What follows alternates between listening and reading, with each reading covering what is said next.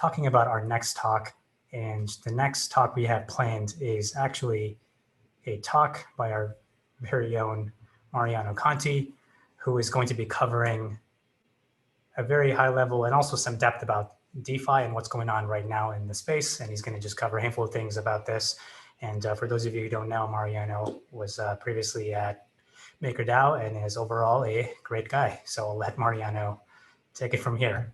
Welcome, Mariano. Hi, thank you so much for having me.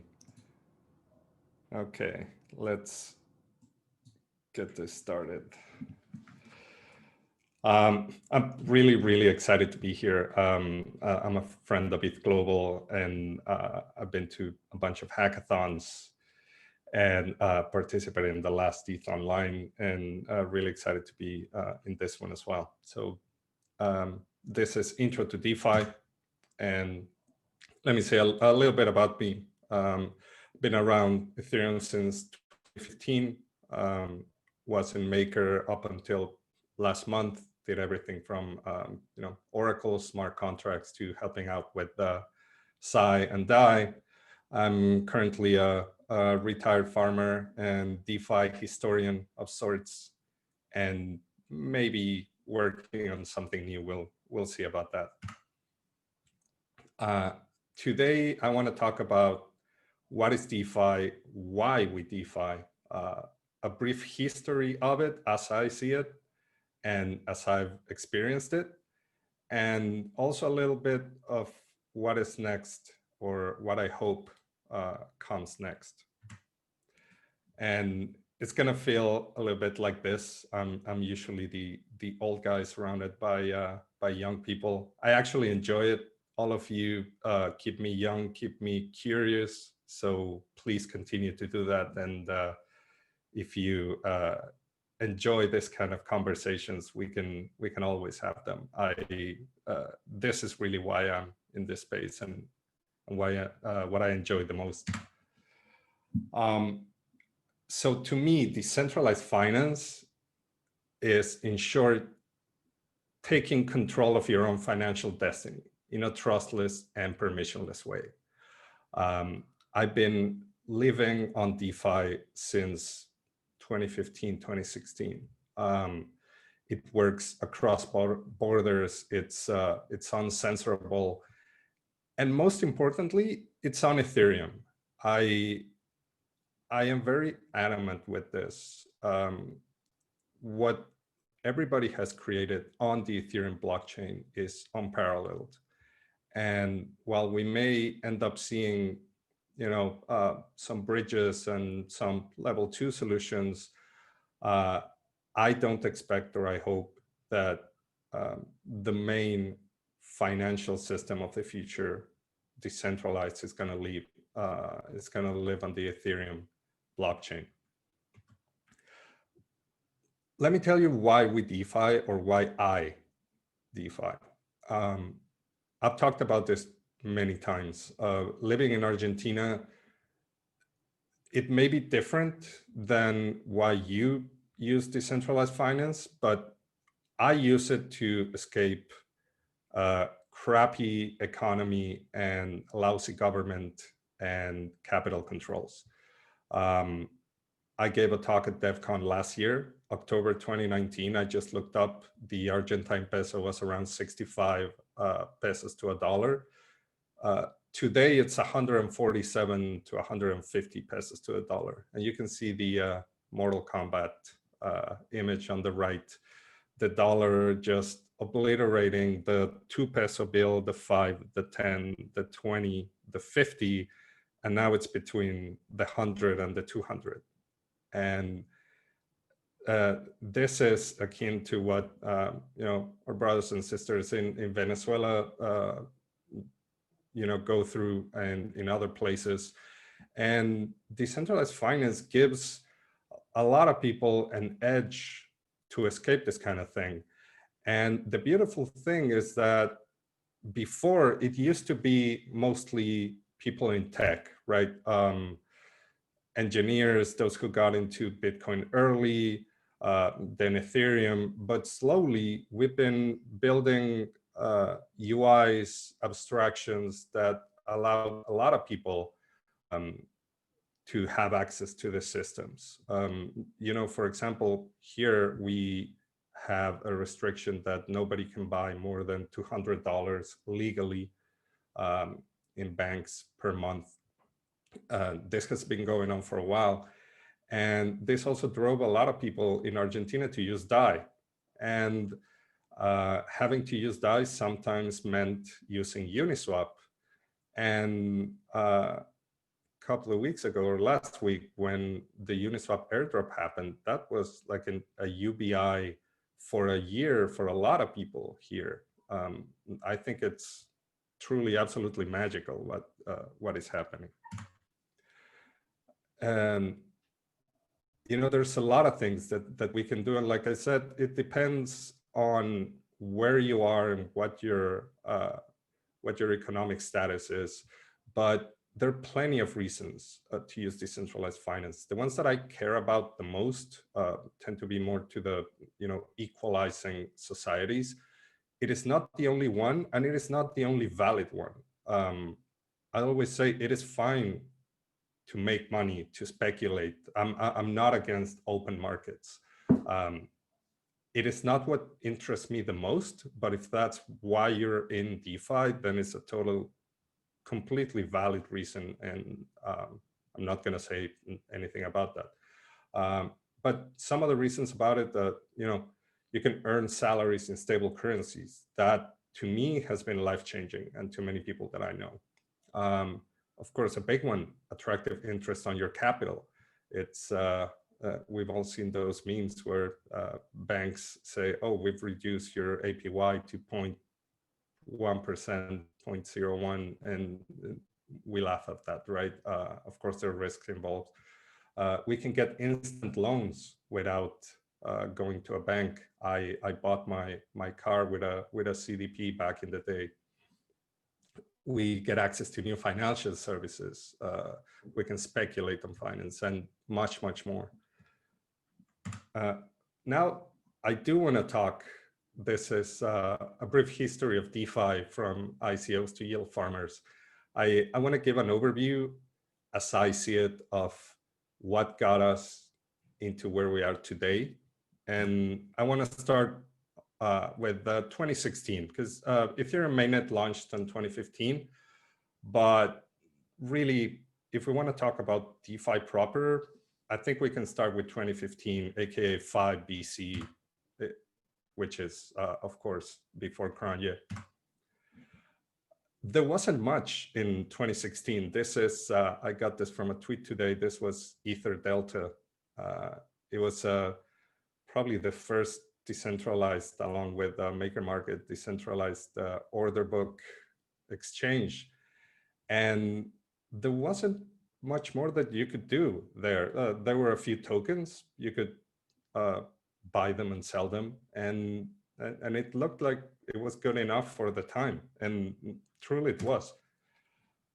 Of course, we got the DAO that can or cannot be characterized as DeFi, maybe the early beginnings. We had Ether Delta, but there were hints of what was coming in the future. So if we go to 2017, aka 4 BC, we start seeing projects either released to testnet or to mainnet. Maker released the Sai stablecoin at the end of 2017. We had Digix, Augur was around, of course, not on mainnet. And sure, we got the age of ICOs, right? I wanted to share, because I just saw it this morning as well. This is the original Sai dashboard. It was crude, but it showed you everything you needed to know about the system. It took a while to load, but there was no hand holding, right? It was, this is DeFi. Do you want to get a loan in a stablecoin? You need to put Ether in there and figure out how to do it. But if you managed to do it, it was magical. It was, you could put in your Ether, the native token of Ethereum, and get a decentralized stablecoin back that was pegged to the US dollar. And there were markets around that. It was, you could easily start to trade this. And with the launch of stablecoins and Psi, we saw the initial boom of decentralized finance, because now we had a stable unit of exchange. And to me, at least, and I'm extremely biased, as you know, but to me, at least, this was the actual birth of and what paved the way to the rest of DeFi as we know it. So what did we get in 2017? Of course, we got many ICOs, but we got maker CDPs, which were loans. We got the site stablecoins. We got a few hints of DAOs, and I'm gonna miss a whole bunch of projects in this presentation. I apologize. This is a brief history. If you wanna know a lot more, please read Cami's book. She's gonna be on in a while. We had a lot of projects on testnet, and we did start to see some early adoption. But what we didn't have yet was DeFi's biggest strength, which was interoperability, right? The ability to take things from different projects and having them work together. And that's what we got in 2018 or 3BC. We started seeing projects like DYDX, Compound, Aave was ETHLend back then, Uniswap at the end of 2018. Uniswap is not even 2 years old. But like, this is what Uniswap used to look like. I couldn't find an earlier version. I believe this is probably one of the first. But we got the ability to long and short tokens with DYDX. We had the beginnings of money markets with Compound. We had token swaps. But the best thing about everything is that we started seeing projects that used all of these things together to create new things. And that is what gave birth in 2019 or 2BC to a Cambrian explosion of projects and also stablecoins, right? But 2019 was when the community, and I don't know if it was also what everybody called, the crypto winter. We were past that crazy bull and everybody went back to work, but there was a lot of things to work on. You didn't need to start from scratch anymore. You needed a stable coin, you could get it. You needed a money market. There were a couple available. You needed to do anything. You didn't need to reinvent the wheel. You could just reuse permissionlessly other projects. We started seeing more. We saw the rise of synthetics and Nexus Mutual. We saw other tokens from other blockchains starting to appear on Ethereum, WBTC. We saw the initial money robots in said protocol. I think 2019 was the moment when we saw that DeFi, at least for me, could really be up to something. We saw the rise of Moloch, February 2019, that gave birth to Meta Cartel and all of this investment DAOs, designer DAOs, personal DAOs, any type of DAO, which to me are very much DeFi as well. And now we get to early 2020 or one before Cronje. And if 2019 was a Cambrian explosion of projects, 2020 was the Cambrian explosion of total value locked, right? It's probably the 3 letters that I've seen the most this year. It's an obsession to see how much capital people can put into a project and just going, oh, there's $500 million worth in DeFi locked. Now there's $1 billion. And then, starting mid-year, we saw that doubling every month or so, or every couple of months. We saw the rise of new projects, Curve, Balancer, Yearn Finance, Open, and others. And most of these projects, as you can see, their main benefit is that they have a base layer, but they also communicate a lot with other projects. Curve, of course, being an AMM of stablecoins, with the popular Y-pool that used Aave in the background to earn yield. Balancer, it's a base protocol, but there are smart pools running on top of it. And of course, Yearn Finance, which created most of what we've seen for the past couple of months. But so what did we get here? We got better token swaps. We got Uniswap v2. We got smart token pools. We got the ability to exercise options with Open.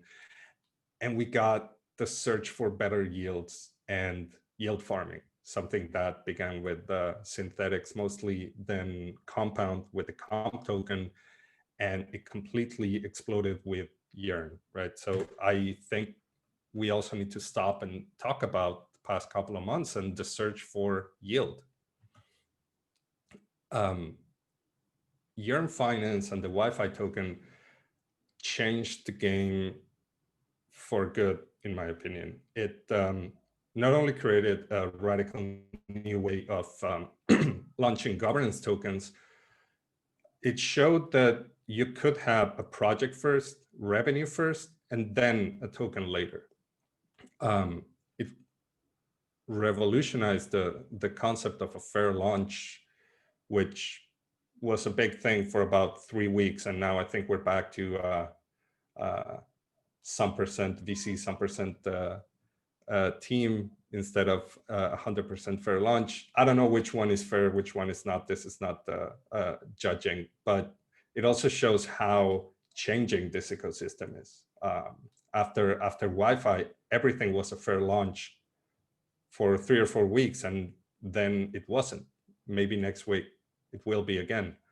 And it paved the way for a lot of experiments, like some really good, in my opinion, like YAM,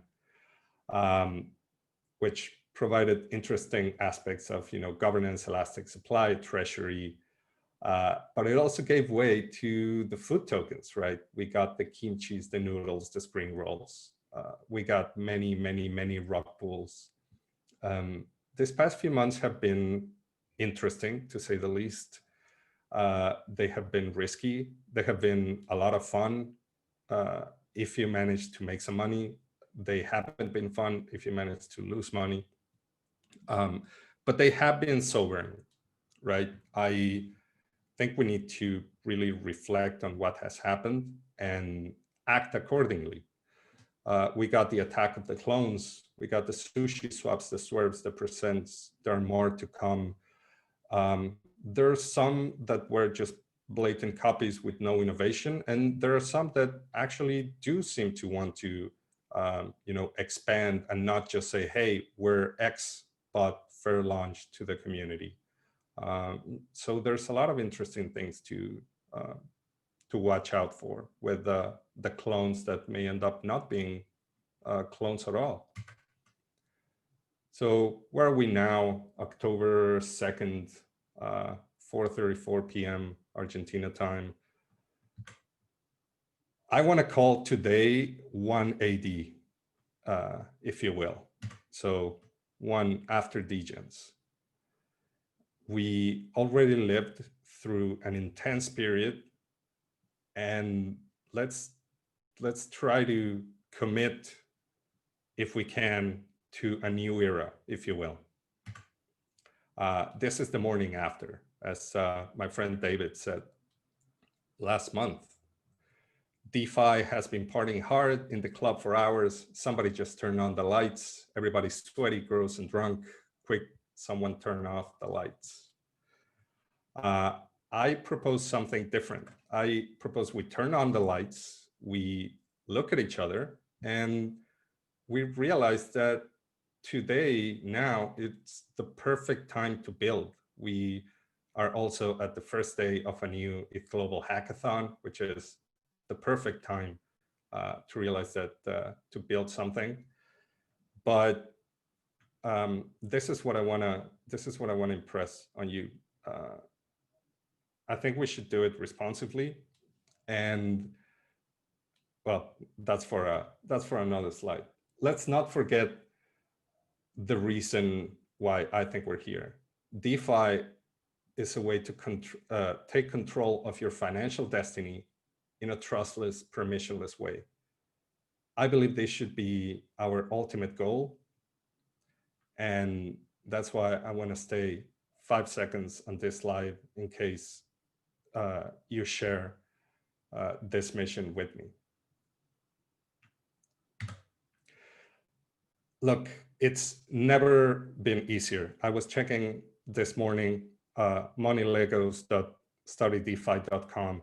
It's a few lines of code to get a flash loan from DYDX, instant liquidity. Few lines of code to get a flash loan from Aave, same, instant liquidity. You can do it from Uniswap as well. It's a few lines of code to do a token swap using 1inch or using Uniswap. It's extremely easy now. The foundations are all there. This is getting Maker DAI loan. You will forgive us the Taiwanese, but it's still extremely easy. And the protocol and the foundations are all there. 2020 is unlike anything we've ever seen. The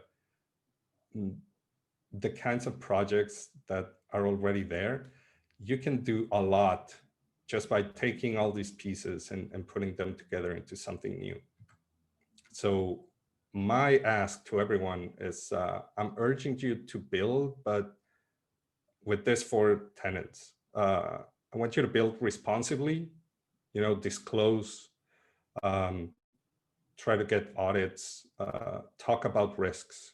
This is still in its infancy. It's a nascent industry. So please disclose as much as you can. I want you to build intelligently. That means you can reuse all of what people have built before, but also build creatively, innovate. Don't just copy everything. There's plenty that you can reuse, but there's plenty that you can add. And finally, I want you to build for scale. And that means thinking about layer 2s. And if we want to give people financial independence, we cannot expect them to pay $5 or $10 for a transaction that may end up being half their salary or more. We need to get creative there, and we need to use layer 2s.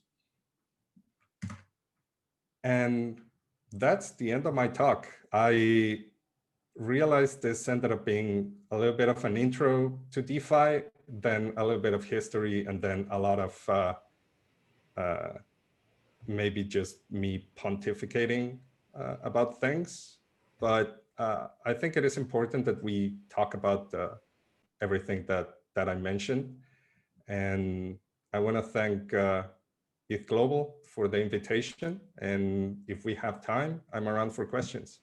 Thank you very, very much. Mariano, thank you so much for that amazing intro. I think you kind of covered all the recent things that are happening and just kind of your perspective on it, and particularly like the historical perspective you've taken. So for the people who are watching this on the chat, please ask any questions on the chat, and there's about a 25-second delay, so we'll kind of get your questions back to Mariano soon. But we have a few questions that are up and coming already, and I'll start kind of asking them here directly. So the first question we have is, obviously you've been part of DeFi from the start through Maker, and kind of most recently you have really kind of direct perspectives into what's happening. For the developers who are working in this space, what do you recommend they do for being able to test how things will work in this connected DeFi world without testing in productions directly? And does that change? Is there a better solution? And kind of how do you think about that moving forward? Yeah, it is complicated because, of course, there are so many moving parts that, the eye testing prod thing ends up being a necessity sometimes, because you know, you need to test what happens in the real world with many different protocols that may not have test nets, you know, testnet deployments, even on the same testnet. But there are certain things that you can do. You can use Ganache to fork the state of mainnet as it is up to the last block. And then you can simulate transactions. You can do God mode, where you can impersonate any address, or you can give yourself any amount of tokens, or you can travel to the future. You can advance a few blocks, advance a few seconds, see what happens. Not only Ganache gives you this, DApsys with HEVM also allows you to test certain things. It's not going to be 100%. There are certain things that it cannot do. I know the Biddler team, Nomic Labs, they're working on expanding some of this. So I would say look into that, try to test as much as you can with forks. And then if you do need to test on mainnet, try to do it from an account that's not tagged as probably the most watched account on Ethereum. Subtle. That's great. The other question I have is, so I mean, we took a look at everybody who signed up for this event, from not just the hackathon, but also the summit side. And there's lots of people from various backgrounds, from kind of traditional enterprise side to startups, to people who are not in crypto at all and just want to catch up with it. And obviously the pace DeFi is moving is super kind of fast, and it's just not super easy to keep up. So we're wondering if you were able to sort of just highlight a couple of your current DeFi protocols, not that your favorites, but just kind of give us an overview of how some of these protocols work. And maybe we can start with Wi-Fi, and just kind of give everybody an overview of what it is, how it works, why it's unique or why it's interesting, and maybe something else you would like to pick on. Yeah, of course. So Wi-Fi at Wire Finance, it's mainly a money robot that looks for yield and tries to give you more money than you put in. So they have this thing called, and that is one part, but it has been the main part. Let's say you have a stable coin, either DAI USDC, Tether True USD, or another, or you have Ether, or you have a token, and you supply it to one of the Yearn vaults. And what this vault does, it looks for ways to put your assets to work and earn you interest on them. And the way they optimize is that instead of having 100 or 1,000 people doing it individually with their money, they pull it together and they act as one big fund. And they save on gas, and they save on management. And that is the basic idea. It's a money robot that looks to make you more money. And the token is just, you know, a way to capture governance and some of the treasury that you know, this search for yield gives you. And that is the gist of Yearn Finance. Other protocols that I use almost every day is I use Maker, Aave, and Compound, which are Maker, Compound and Aave are money markets. So you can borrow and supply assets, and depending, I use it a lot to, you know, I have different tokens, and maybe I need one to put into another protocol, but I don't want to buy it, and I don't want to sell the ones that I have. So either Compound or Aave support the token that I have, so I can loan it, I can supply it to the protocol, and then I can borrow another token back, and I can use that token in another project. And Maker is not exactly a money market, but it's almost the same idea. You supply a token and you create DAI from it, and then you can use that DAI to maybe put into one of these protocols to earn some interest on that. Those are the ones that I probably use almost every single day. I think a lot of these are actually very kind of common, especially as we look at our hackathon projects. They are currently being utilized a lot in experimentations for DeFi. So maybe one other question, and we've seen a couple on this theme from the chat, but it definitely merges with the L2 side of the equation here. But right now, aside from all of the creative sort of outcomes you can get that beat the traditional financial markets, whether it's better interest rates or just being able to have access to capital without a lot of prerequisites, the gas costs are definitely not sustainable for anybody. You kind of point to Argentina being the perfect audience for this thing, but if the gas cost exceeds someone's salary alone, that doesn't help them kind of take advantage of these things fully. So kind of what do you see is like a good way forward towards making these things more accessible or kind of at least amortizing these costs? And what is the right way to think about there too for DeFi? Well, I don't want to presume to be an expert, which I'm not, but I've already seen layer 2s working right now. Gitcoin grants, they use the CK rollups and that worked great. You know, you have loopring right now where you can fund your account once and then do standard token transfers for pennies. That exists now. I don't think the problem is, I think the problem is just we need further adoption of this. We still don't have the interconnection of protocols on layer 2 that we have on mainnet, but for certain things like token transfers, that exists today. And you know, I'm watching closely Optimism and what Synthetics has done, and you know, they've announced that there's going to be other projects testing as well. And if they can get, you know, the projects on Optimism talking to each other, I think that's going to be a huge step forward. But for now, I would say just go straight to you know, what Loopring is doing, what Gitcoin did with their grants. The ability to trade tokens on a layer 2 are live today. Yep, that makes a lot of sense. Just reading over the next questions that we have. I think maybe one question I have for you personally is, I guess, what do you think is currently missing in the world of DeFi? I guess from the perspective of these Lego blocks, like we got money markets, we got lending, borrowing in general, we now have investing in multiple forms of it. But what do you think is sort of like a thing that's not easy to crack right now and things that you get excited about? I think I would say, and this is probably a boring answer, but we don't have enough auditors around and security experts. I very much did not like, you know, this past couple of months projects going live and on Twitter tagging different auditing firms going, hey, would you mind auditing my new project for 5 Ether? I think that was the wrong approach.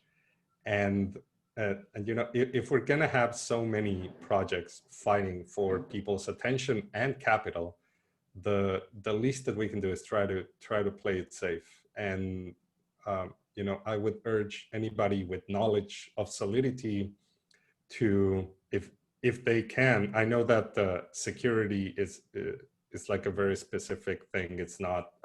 I'm a smart contract developer, and I wouldn't qualify myself as a you know, as a security expert or even an auditor. I can do certain things, but I would need some more time and expertise. But if anybody wants to follow that path, I think now and for the years to come, it's going to be extremely lucrative because hopefully we've learned and new projects come out audited. And I know that a lot want to, but there's just not enough people right now to do that.